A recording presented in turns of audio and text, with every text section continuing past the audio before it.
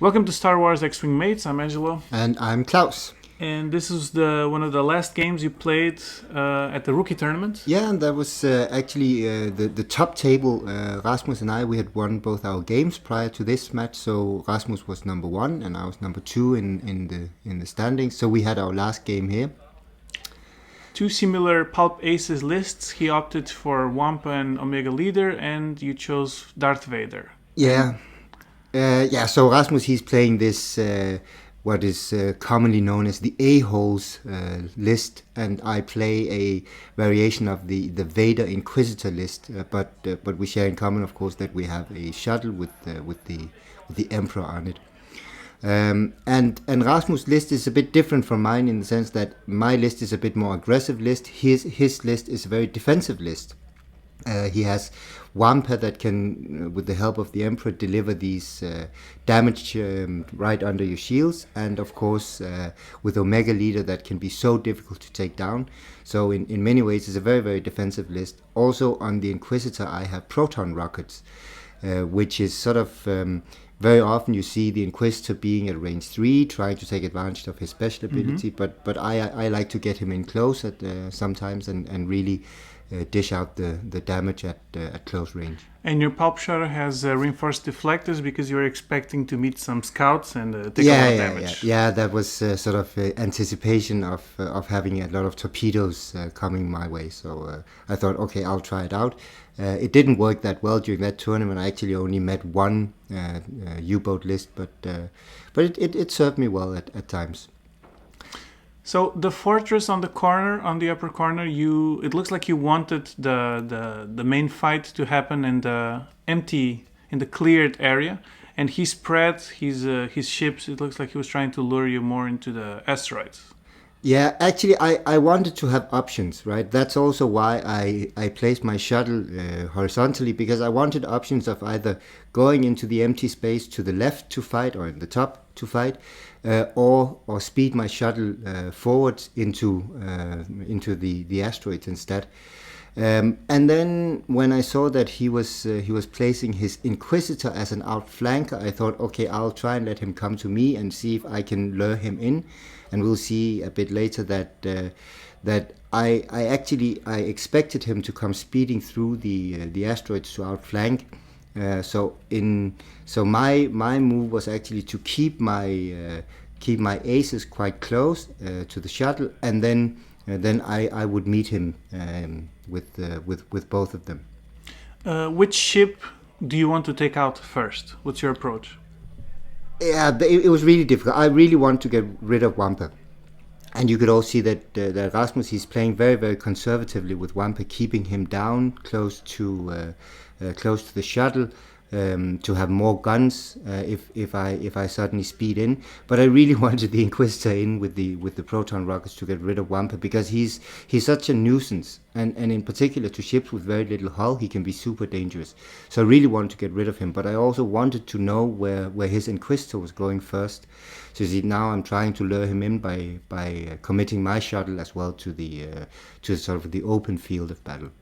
So if Wampa had 2 shots on your Inquisitor, it could kill him. It could kill him. Yeah. If Rasmus had not been using his Emperor at that time, he could just add the crit and then sneak in a damage card. So it's Wampa that's really for 14 points you get a lot of value out of him. If not for anything else, then at least the fear factor of him suddenly being able to do it. Mm-hmm. And you can see that Rasmus, he keeps holding him back by barrel rolling back. He does 1 turn barrel rolling back, so that I'm the one who has to commit. Mm-hmm, mm-hmm. But he's also realizing that now all of your forces are converging to that part of the battlefield, and he wants to have some answers. So he's not gonna go against you just with Wampa and the Emperor. No, definitely. So he's basically waiting for his Inquisitor and his Omega Leader to position. And both Wampa and Omega Leader are super dangerous ships. Of course, Inquisitor, he does his thing, but Omega Leader can, you can easily underestimate him. But he's so dangerous because once he gets you target locked, you are left with no real options, right? Now you see that he actually does commit his Inquisitor with a 4 forward, and I'm actually anticipating that and turning in a second for to see if I can get rid of the Inquisitor, because if I can get rid of his outflanker, then I could go through the asteroids with my aces and force him to split up his forces, either going against the shuttle or having the shuttle come in from the side. What do you think he's targeting first? I think that he wants to get rid of Vader. Vader is also the ship that he's out pilot scaling him. He can be dangerous in the end game if I get to have Vader in the end game. But I actually think that what was on the mind of Rasmus here is actually the proton rockets on the Inquisitor, because he knows that the proton rockets unleashed can actually take out a ship, especially if I still have Palpatine. Now he's trying to get a target lock on Vader, I think. Also, that's the thing with the Inquisitor. Once he gets his target lock, and in order to get his evade as well, he delivers quite consistent damage. It's you very often see 2 or 3 damage coming in from the Inquisitor, which is something that you also have to take into account when you play against him. And now, let's see, your forces will turn and in a way set the trap for his Inquisitor. Who commits. Now his Inquisitor is sort of he's locked in, right? He has the asteroids to the sides. He will have his rear to me if he goes to his right now, and otherwise he will have both the shuttle and 2 aces pointing at him if he goes to the left. So he's sort of I think that he maybe overcommitted the Inquisitor a bit, but then eventually it actually paid off for him. But here in I remember clearly that I was thinking, he sprung the trap too fast. He should have waited for Omega Leader to be able to come in and join up as well. And I'm in range here for a target lock from the Inquisitor. So your Inquisitor will have 1 extra token because you don't need to boost. Yeah. So there's a little advantage there. And that seems range 3, or you will actually boost. I'm boosting forward here, so I have my evade token and I have my target lock. So is this to prevent him from using auto thrusters? No, because he can't use auto thrusters. Oh yeah, it's range 1 anyway. At range 1, yeah. I think it's actually to bring me closer to... also not bump and Vader. Also not bumping with Vader. Okay. Because then your Inquisitor and his Inquisitor are basically at an equal chance. Both supported with Palp defensively or... Yeah, exactly. And now with the target lock on Vader, giving him access to his advanced targeting computer, giving 1 more crit. And let's see, now I'm pondering my second action for Vader, and I think I'm adding the focus. And he couldn't target lock any of your aces, so he actually target locked the Palp shuttle, which is also a kind of a disadvantage in the... And I use my focus here. It's of course a gamble, but I use my focus to give 2 hits and a crit. And he's not really tokened up. So I think he's considering now what to do. It's never too early to spend Palp. He has a bunch of eyes. Yeah, and he doesn't have that many ships to... I mean, he has the offensive role with the Inquisitor, but he doesn't have that many ships to use right now. So I think, he's palping 1, and he's using his token.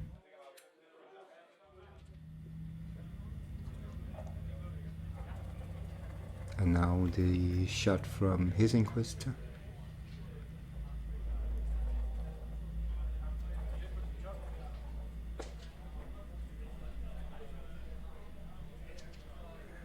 On the shuttle. I think we are debating whether it's through a debris.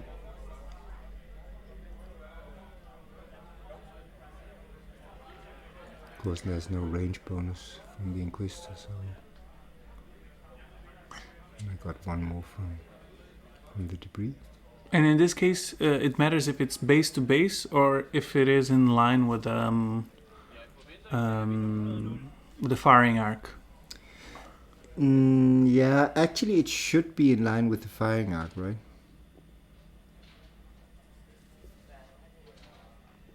And the Inquisitor here for 2 on his Inquisitor. So no evade, no palp. No. And he takes both shields off his Inquisitor.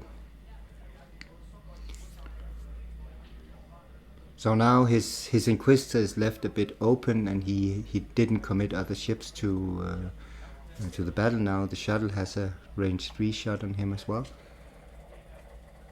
So 2. And there's 2. And auto thrusters.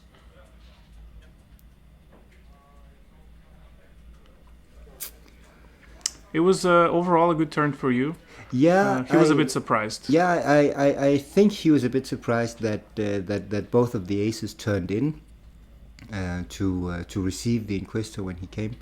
Now, of course, I'm really gunning for his Inquisitor. I really want him out of the game. He's left without any shields, and I feel that could really bring the game in my way if I get rid of the Inquisitor. But he has the initiative, so his Inquisitor will move first. Yes, which in theory will allow you to kind of position yourself for the prockets. Yeah, but also allow him, of course, for a block. If he can anticipate where I'm going, then he could potentially block me and leave me also without tokens, which is really dangerous, considering that he has 3 other ships coming in from the rear. But it's really now it turns into something like a real standoff, like a real joust with all of his ships turning in, and it gets a bit dangerous because now he has a lot more guns on me, which I have to take into account as well.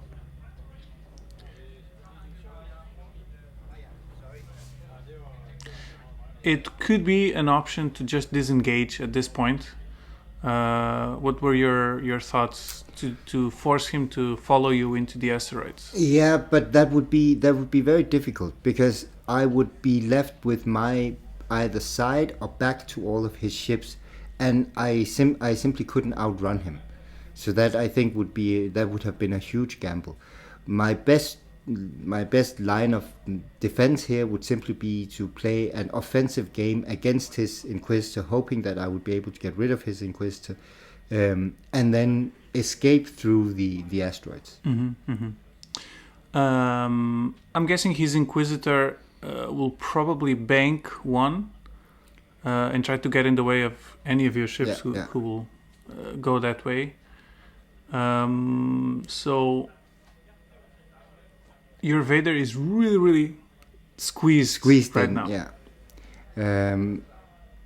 Luckily, of course, there's a lot of options on Vader's dial because he's not dependent on doing green maneuvers.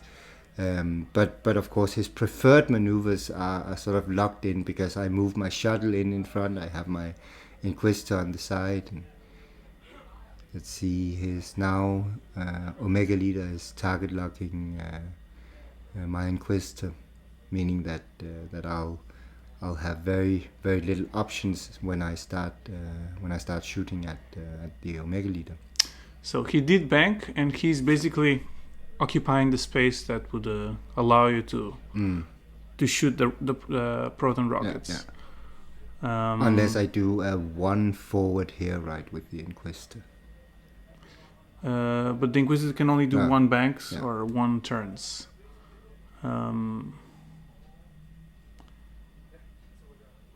It is one of those situations where it feels like he survived your trap, and now you have to survive his trap. Exactly. But he's actually considering that you thought of that. So he's positioning himself to block you in case you turned away from his Inquisitor.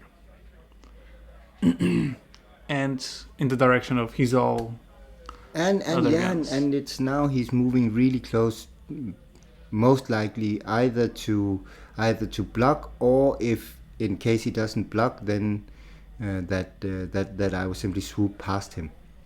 But this boost was a bit strange because this position is ideal to block your Inquisitor and to leave him tokenless against exactly. 3 shots. So is he intending simply to protect his? I think it's a very because he doesn't want to get his 4 dice from the Palp, no. and he's afraid that actually Vader might be in a position to do it. Yeah. So he's playing actually more defensive, as you said. His list. Promotes. And Rasmus' list is a very defensive list, and it does really well with defense because there are so many of his ships that you don't want to be close by. I mean, even a range 3 shot from Wampa could be deadly, right? So, and here, my Inquisitor is banking 1. It was a risky move. Yeah. Because he could have tokened up and just stay there to block you. Yeah, exactly. That would have been really, really bad. So there was quite a few risky options, and I think you got the best out of a. Yeah.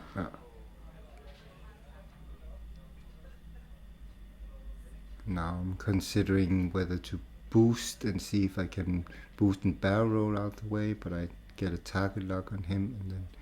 And your Inquisitor is locked from a Megaleader. From a Megaleader, so it's not ideal, but you could try to run away from him. And you have auto thrusters against his shuttle and his Wampa. Yeah. Although his Wampa can still sneak in. Yeah. That damage, which is, if he's in range, it's probably the most dangerous combination. And I don't know if I'm in range of his shuttle here, but now in the Inquisitor, my Inquisitor is tokening up to be at least a bit on the defense. But let's see. Did you decide to turtle up? Because if you tried to move away, you would be in the way of Vader. Yeah. And you could still be in range of Omega, so that wouldn't be the. And now you can still turn in to get some shots after this round. And basically he just tried to put his Inquisitor out of the game so he wouldn't get shot. Yeah. And now, of course, his Inquisitor next turn could be rolling around with the 1 turn to the left and either have guns on the shuttle or boosting around and get into the game again. Now Vader, he's trying to make a run for it and go through the asteroid field. Vader has not been such a common ship in this meta. What are his downsides that against U-boats or against? His primary weakness is simply the fact that he can't take auto thrusters. Because he doesn't have the boost on his profile, so he, of course, very often you see him with engine upgrade, which makes him somewhat more of a mobile ship. But without auto thrusters, at least in the current meta, he has a hard time surviving. And I've lost him so many times where I rolled blanks on the greens, and just that one evade from auto thrusters, it really saves your day.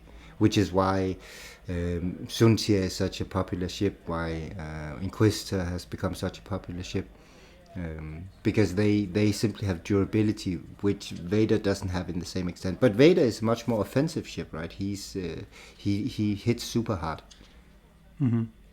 And his Omega just forced you to use your Palp? Because when Omega Leader has the Inquisitor target locked, then you are left with no options of using tokens. Mm-hmm. So it doesn't really matter how much you've been tokened up, you still take the shots from him. And Palpatine you can actually use even if he has your target lock, you can still use Palpatine. The only thing is if he has target locked the ship on which Palpatine is, then you can't use it. Mm-hmm. So modifying dice from that ship that is target. Yeah, exactly. So targeting the shuttle is actually an interesting strategy. Not necessarily to take him down, but to prevent the Emperor. Yeah, but then of course the ship that you're attacking would not be able. I mean, would be able to use tokens again. And it's like a one hit wonder, right? With Palpatine, you get one chance to modify. Very well. Let's see how his force is aligned to chase you, because it seems like you're definitely gonna try to attract him into the asteroid. Yeah.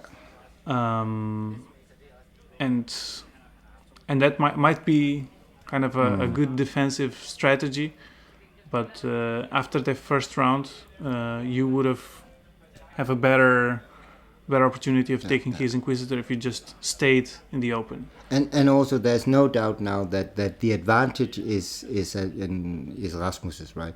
If I had a slight advantage going into the first shooting phase, then now the advantage is definitely Rasmus, because he has more guns than me. He has the advantage of having Omega Leader with a target lock on Inquisitor. So now I really have to redirect my ships and play a bit of a different game. Also, not being able to use Vader in an offensive role, but having to use him as a decoy now. It's a bit differently.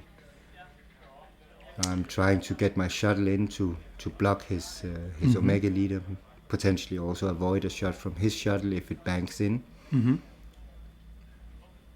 No, but his shuttle already moved. Oh yeah, that's true. He has initiative. But both shuttles, I mean, pretty strong at this point. You lost 2 shields, but it's not something compromising. No. Let's see now where the aces go, because that's what's gonna matter. Wampa right in the heels of the shuttle. He plays very defensive with Wampa. He's not chasing your Inquisitor with it. No.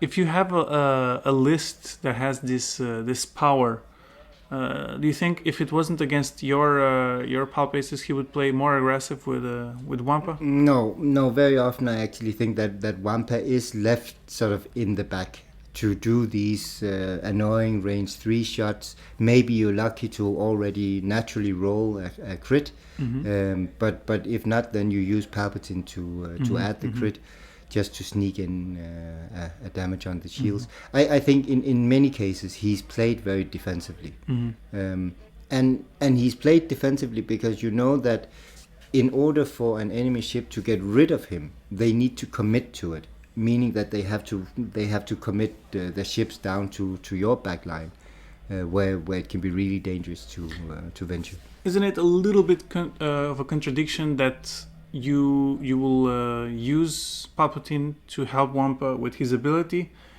and yet all the time that people play Palp Aces, they will keep saying use Palp for defense, use Palp to get that extra evade. True. Protect your aces. True. The advantage of Wampa here is, of course, that he's such a low pilot skill that you already know that the ships that are the most dangerous to your aces, they will have shot at the time when Wampa he shoots. So even, I mean, of course, you usually use Palpatine defensively to add an evade when you need it. But at the time when Wampa shoots, you most likely know if you need him. You might have spent him, and then of course you can spend him again. But if you haven't spent him at this time, then he's such a good choice, or it's such a good choice to use him on the Wampa shot. So he's kind of a plan B. Yeah. For the last round of shooting. If you still have Palp on the table before using it, then you don't want to get shot by that ship. Yeah, exactly. And it's, I mean, you don't really. You don't really sacrifice anything, right? It's not like you're keeping Palpatine around just to use the Wampa shot. But if you haven't used the Palpatine power yet, then and Wampa is shooting, then you just add the crit. So it's sort of it's just another weapon in the sort of arsenal of this A-hole list. Do you feel like Palpatine is a fair price? No, 8 points. no, I don't think so. I think that most people would agree that he's even at 8 points, which makes him the most expensive crew member. Then he's still overpowered considering what he does. He saves ships on so many different occasions, right? It's just this last evade that makes Suntia survive, or that makes Vader survive, or the Inquisitor. So in that sense, of course, he saves a lot of points. And he's fairly cheap to get on the table. You have a 21-point shuttle that can carry Palpatine. So for 29 points, you get 5 hull and 5 shields and 3 attack dice and Palpatine. So I think that he might be a bit under price considering what he does to the list. So did you just bump your Inquisitor to your Vader? Yeah, I did. Was that miscalculation? Yeah, that was a horrible mistake. I mean, he's not going to get shot from his Inquisitor, but he has Omega still aiming. But that was... Yeah, of course, the tokens wouldn't have mattered that much, but what would have mattered would be that he would be able to boost out of Arc of Omega Leader, which I had also expected. And now that I remember it, it's simply because I used to, with Vader, to downgrade Vader to pilot skill 8 so that the Inquisitor and Vader would fly at the same pilot skill, so I could interchange which ones moved. But he had initiative. So I needed to upgrade him to pilot skill 10 with adaptability. So it was simply a mistake from me that I hadn't thought of, that I needed to move Vader out of the way. So at this moment you're considering spending Palp? But your Inquisitor is in a very risky situation. Yeah, he's in a very tight spot. So I really need to consider here, because now I had the shot on Wampa, and I was sort of considering, is it worth it? And I won't get rid of Wampa anyway. So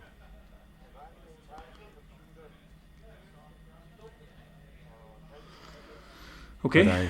So playing aggressive. I commit to it and I think, okay, I'll see how it plays out.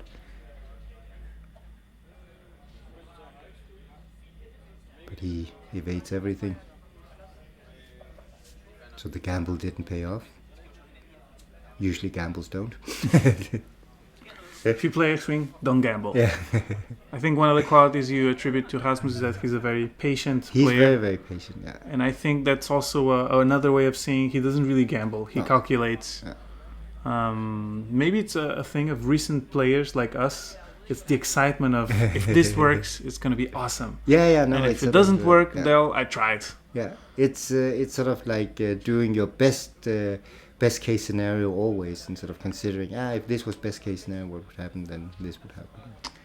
And it seems like most experienced players, they're not into gambling so much. And now the Inquisitor took a heavy hit. Shields off. He's hanging. Took a crit as well. And now Wampa can basically finish him off. And he has the Emperor still. He has the Emperor, so... Yeah, which he will use. Yeah. And now the game is really Rasmus's to lose. I mean, because he put himself in such a good position right now. With the Inquisitor out of the game, his Inquisitor coming around behind the shuttle, with just Vader out in the middle of the asteroids. It's a bit of it's definitely Rasmus' game to lose right now. Mm-hmm. It's also maybe in his interest to keep his Inquisitor as far as possible. Yeah. And maybe to focus on your shuttle, because it's just a huge slow ship that is not easy to and he can maneuver. He can move around with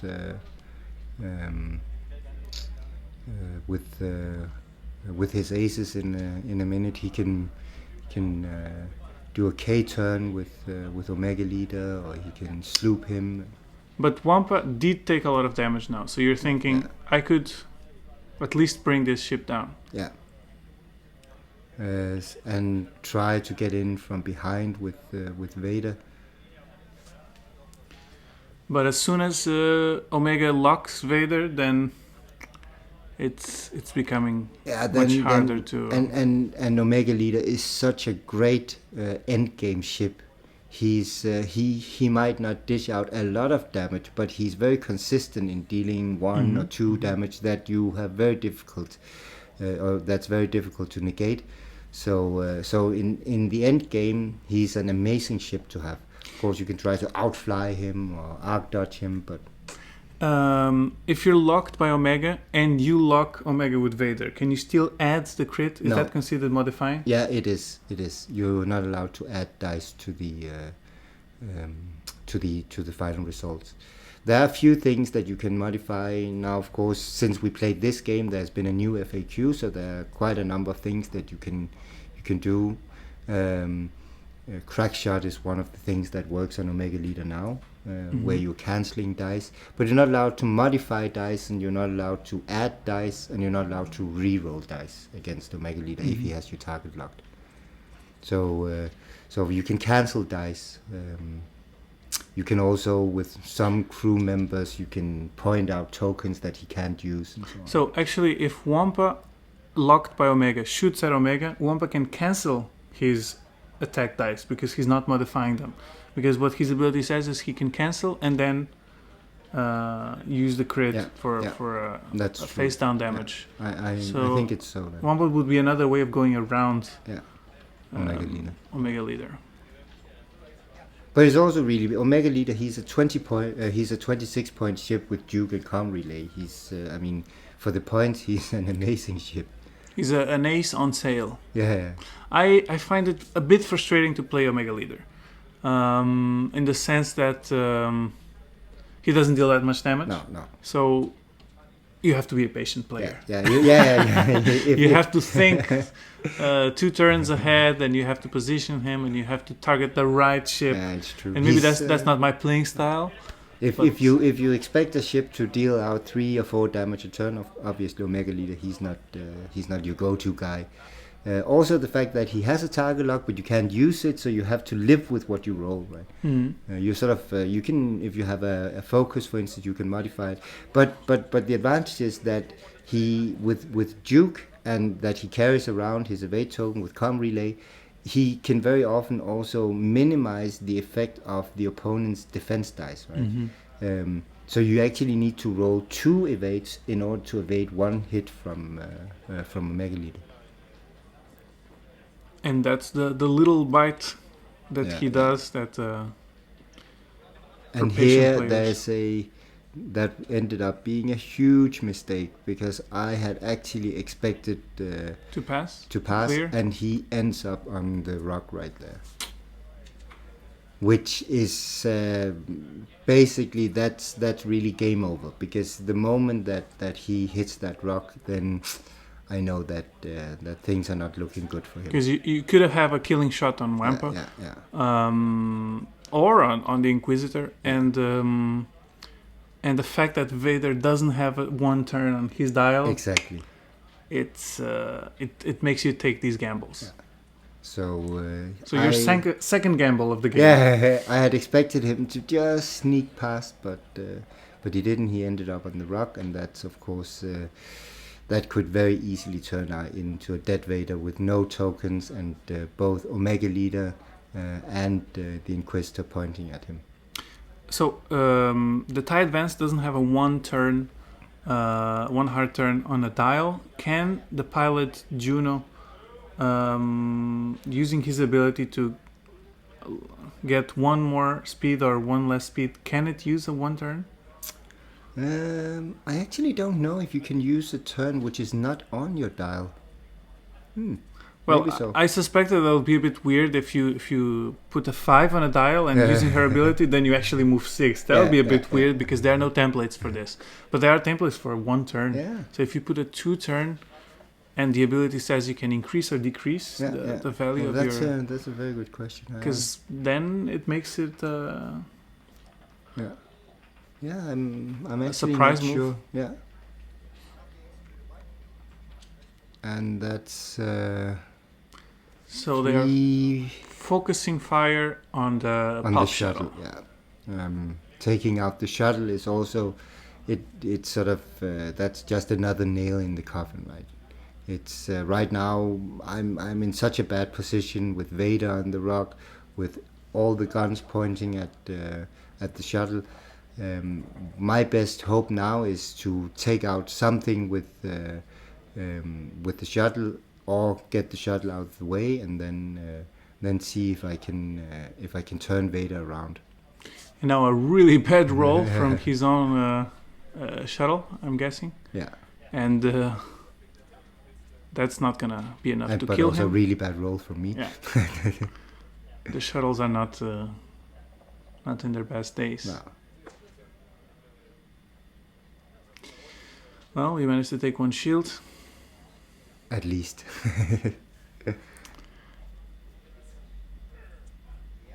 And a rough turn. Yeah, that was a really, really rough turn, and also because you know after such a bad turn that's really game over. But Did you wish you would actually have been playing asteroids? debris Instead of asteroids? Yeah, in that particular situation, sure. Because a lot of Palp players would play debris, allowing you to always shoot in any case. Yeah. And this is one of those situations that you could have taken out at least Wampa. And now Rasmus gets to turn all of his ships around. He turns Wampa. He already has Inquisitor and Omega Leader pointing towards Vader. So it's really now it's really a hunt for Vader in the end game, right? And it turned out to be a really fast game. Usually I'm a very slow player, but once I start making mistakes, the games they turn into really once you short have games. less ships to think about. And a fast move here from Inquisitor. He probably won a barrel roll or something now. No, he That's true. No, there was a K-turn, yeah. Which was an extremely risky maneuver, considering that he landed 1 millimeter from the rock. And with no shields on the Inquisitor. Bumping here with a Mega Leader, but it doesn't really matter if he's bumping with him. Does he have a target lock on Vader yet? No, sure. Because no. he also turned around, so he had true. the stress to... That's true. But it doesn't really matter because I'm also bumping here. His shuttle, I actually expected his shuttle to go forward there. So now it leaves me yet again in a super bad situation.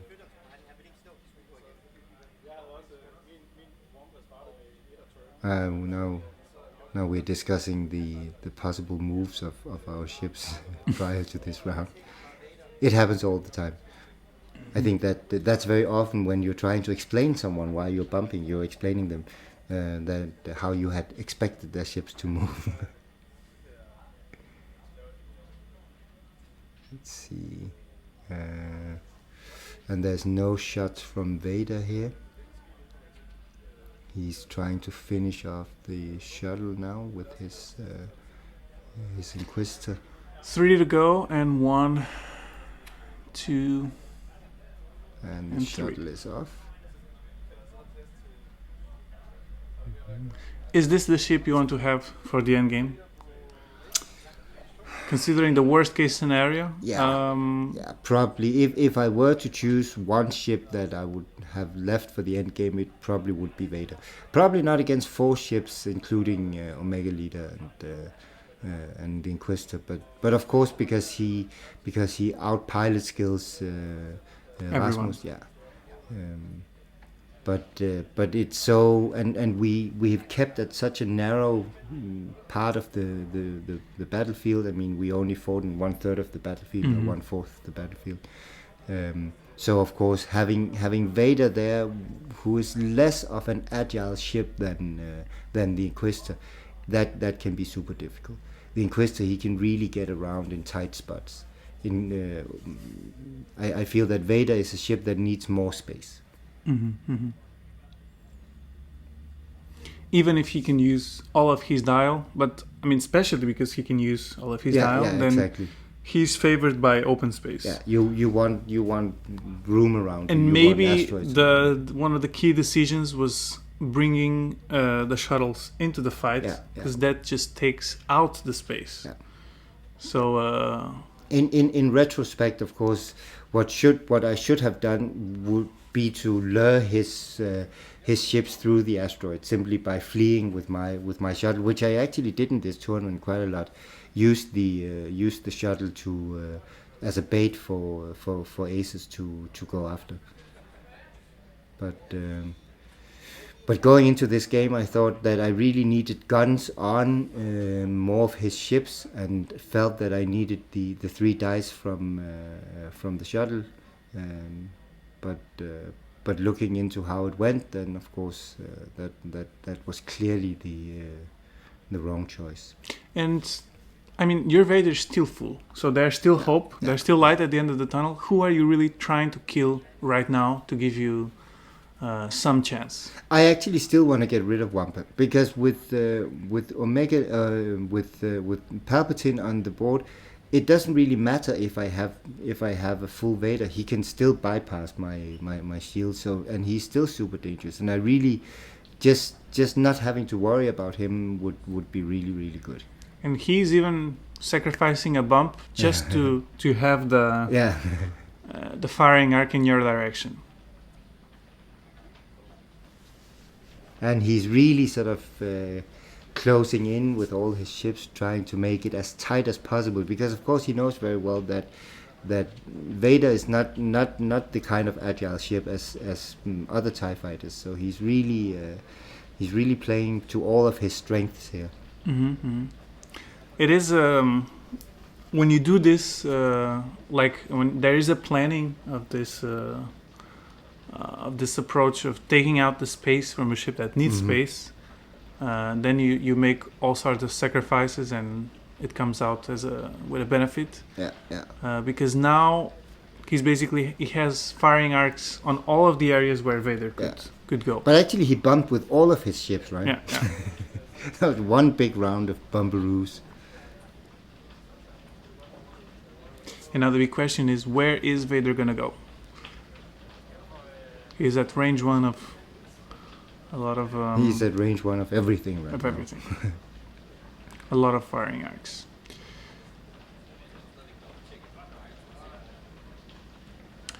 So maybe this was the only choice. Just to get away. Let him have a bump festival and don't fall for this trap. At least try and have a chance to fight another day. So use your strength and go to open space. Of course, there'll still be at least 2 shots here. Do you feel like playing Vader requires smaller rocks or debris instead of rocks? No, I actually don't think so. But it does require maybe a bit more map control. You need to make sure that you know where to pull your opponent. Now he's trying to disassemble his bump fest and pursue Vader with everyone. And he doesn't really need the shuttle now. He just needs to keep it alive. He needs Palpatine on the board to help augment the power of Wampa, and now he just needs to make it as tight as possible for Vader, to make sure that he won't get away into the rocks or around. So this is sort of his primary task right now, and he's doing a really good job to narrow it down, to drag him into the corner and make sure that it gets as difficult as possible for him to escape. And now Vader is finally locked, and this was a window of 3 turns where he wasn't locked. Let's see if he actually bumps with Inquisitor. I think he bumps into Wampa here, right?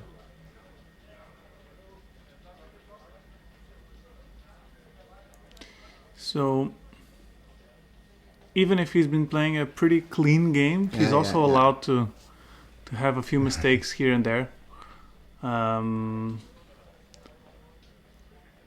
Let's see if that gives you an opportunity to make a comeback. One ship at a time. Yeah. But you're committed to your escape plan. Yeah. It would be very risky to just turn on 2 and try to to get a shot there before they shot you. Yeah, because it would be one shot before getting shot back with 3 ships, so it would be trying to boost out of firing arc of at least Omega Leader. And also maybe getting a bit of cover from the asteroid maybe not. Is this the most common build of Vader? Is there other variations? Yeah, so I played him with adaptability in order to have the pilot skill. I think that you see him also quite often with Predator or with Lone Wolf. Mm-hmm. Of course, played in a bit of different way just to give him a bit more of bite in offense. That also makes him fairly expensive, and if Predator is added and then you lose engine upgrade, for instance, I would feel that would be a very that would be a less effective Vader. I think that in order to get the most effective Vader, you really need to commit to having the engine upgrade on him. Also because you do have 2 actions, and the boost is such a good action to have in combination with either tokening up or the barrel roll, which makes him for a very agile ship. And we can see that comparing boost with barrel roll in terms of modifications, the boost is valid at 4 points, and this barrel roll for small ships is valid at 2 points. Yeah, exactly. It is clear that the boost is one of the best weapons. And a more aggressive Vader with proton rockets like Inquisitor. Yeah, that could also have been a choice to put the rockets on Vader instead. I just felt that when I created the list, I felt that there was a lot of points to put into Vader, especially when I know that he's the ship that people like or will try and kill first. I mean, usually when you do see Vader, then most lists they will attempt to try and kill him first.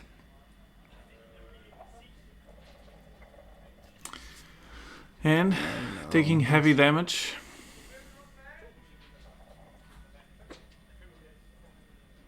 Taking a crit.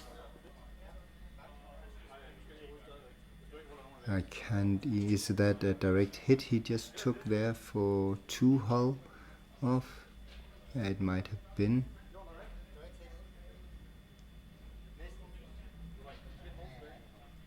Now it's just cleaning up the table for Rasmus.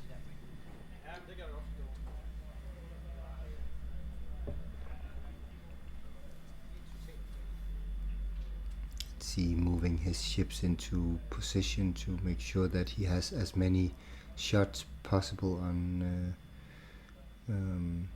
Vader when he comes around. Probably moving with a 2 bank from Omega Leader and a 1 turn from the Inquisitor.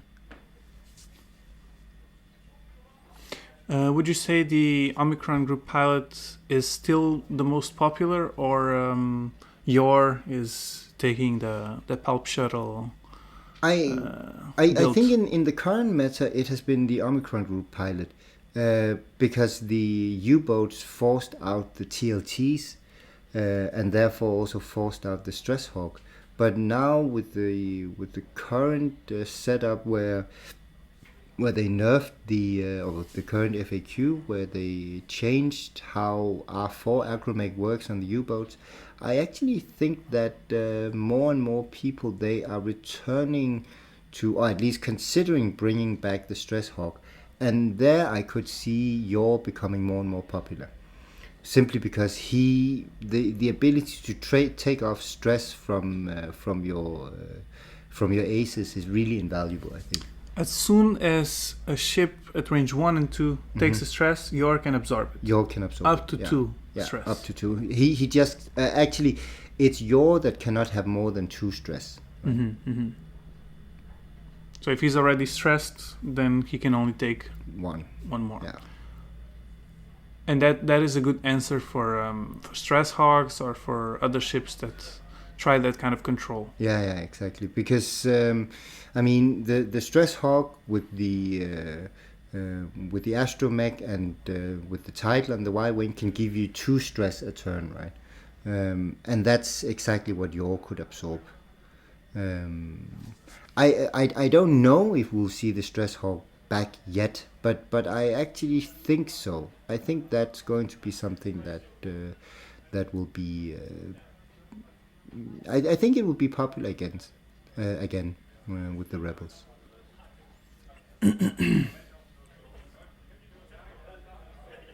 But we'll see. A lot of things can change now. We also have Wave 9 coming out. We have a new Poe coming out with Heroes of the Resistance. So things might be changing a bit. The rebels have been a bit out of the scene. Yeah. In these tournaments, maybe Ghosts and some Dash and not Y-wings as before. And No.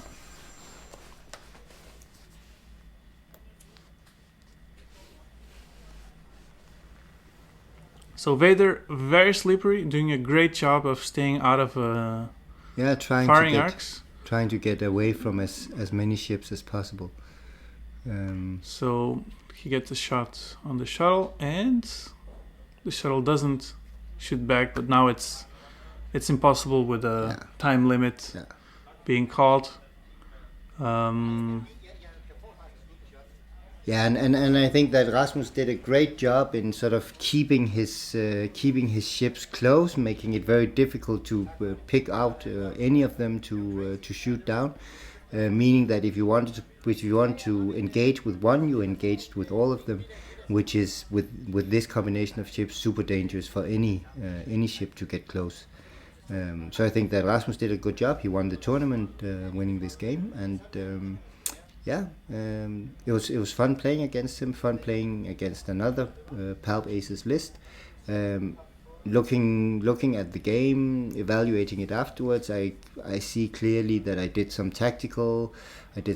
strategic mistakes, but hey, I learned from it, and it was a rookie tournament. That's what they're for. Yeah, exactly.